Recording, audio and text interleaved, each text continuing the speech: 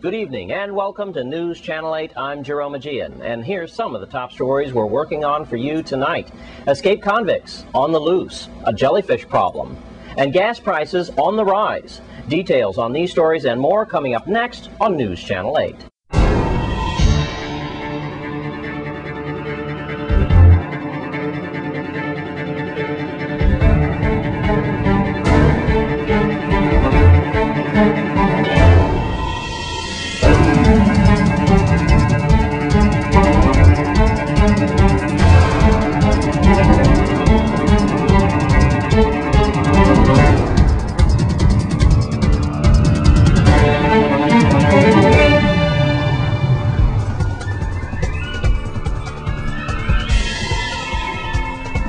In our top story tonight, police from all over the territory are looking for two escaped convicts that recently broke out of a Tortola prison. They're believed to be very dangerous. News Channel 8's Lee Carl files this report. From time to time, the VIPD here in the American Virgin Islands cooperates with the British Virgin Islands, the Royal Virgin Islands Police Department, and vice versa whenever escapees left the prison here to Tortola or the other way around.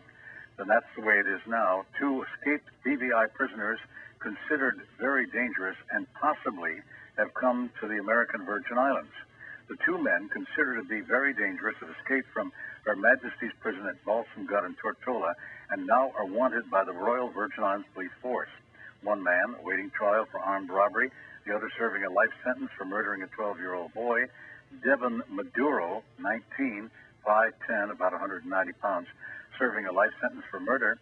In July 2004, Maduro broke into his ex-wife's home at Major Bay in Tortola, killed his 12-year-old brother, Anderson Paul, and Maduro also wounded his ex-wife and father in the attack. The other man, Kareem Durante, 20, 5'7", weighs about 140 pounds.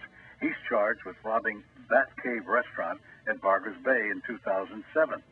2007 September, the two masked men armed with handguns robbed several patrons of cash and jewelry and phones. Robbers took the cash from the register. Durante, along with three other men charged with a crime, scheduled to stand trial this week. So police now are asking the public on both islands, in both jurisdictions, the British Virgin Islands and also the American Virgin Islands, to contact them immediately if they see these suspects, if they're spotted. Do not approach them. And anyone with any information can call the Royal Virgin Islands Police Department at 1-800-774-8477 or report information anonymously. And, of course, you can call our regular police numbers here and 911. In St. Thomas, Lee Carl for News Channel 8. And in other news, religious and community leaders recently got together to discuss the issue of crime in our area. News Channel 8's Lee Carl also has this story. Governor John DeYoung and Lieutenant Governor Gregory Francis met at Government House on St. Thomas on Monday morning with almost 40 pastors of various churches and religious organizations. The St. Thomas St. John District, a similar program will take place on Thursday. That meeting, one of several the governor's had with religious leaders during his term in office to get a first-hand accounting of some of the challenges facing Virgin Islanders in their daily lives. And was Acting Police Commissioner Novell Francis, the Commissioner Finch of Human Services, and Commissioner Dr. Laverne Terry of Education. The governor made it quite clear that he opened the meeting asking the pastors to open and candid about some of the community concerns they are hearing from members of their respective congregations, and they introduced themselves. Monsieur Jerome Fitzgerald, Holy Family Church. Pastor Kemba, who's the check of the Reformation. Grace Harrison, outside the Temple Church of God, St. Thomas. Pastor Edward McGrath, Islam title Sikh. Jefferson Niles, Western. So it's on the local. This is a continuation, really, of that the Lieutenant Governor and I did, I guess, about a year and a half ago. And this morning, I need to engage you in a conversation that hopefully you can give me some guidance, and I can outreach to you in areas that I think that your support and your guidance is necessary.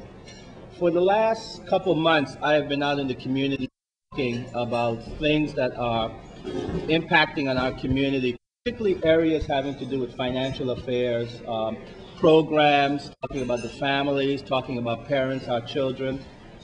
I've met with the business community, I've met with the senators, I've met with the union leaders, and within the next couple months, I will be sending down a budget and revisions that will make adjustments in terms of our options, that will have an impact with respect to government employees, that will have an impact in terms of programs across this community that we fund, whether it be programs dealing with adults, with children, or various other social programs.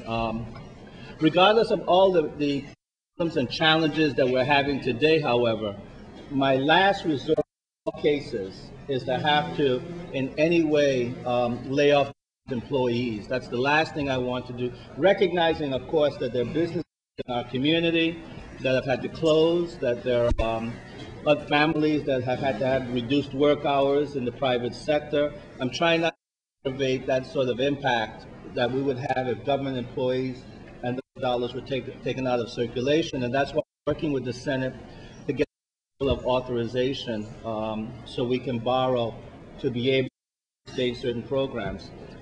Even though I'm cutting back, I'm also trying to not cut back on programs with respect to our children, certain programs, mentally ill community in those areas. This past Friday, I hosted a anti-poverty, again started a discussion having to do with some of the reality of the statistics that we're dealing with. As a community, the fact that 35% of our children in households that are minors live in poverty, when the national was close to 17%.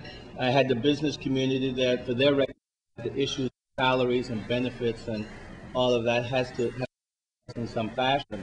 The reality is that a lot of our children are going to the next grade without the inability to read, and literally concern on statistics that we have seen. So, a combination of all of that, the financial issues, social issues, the issues having to do with economics, and then, as someone brought up, all of it in respects comes back to spiritual poverty that people are experiencing.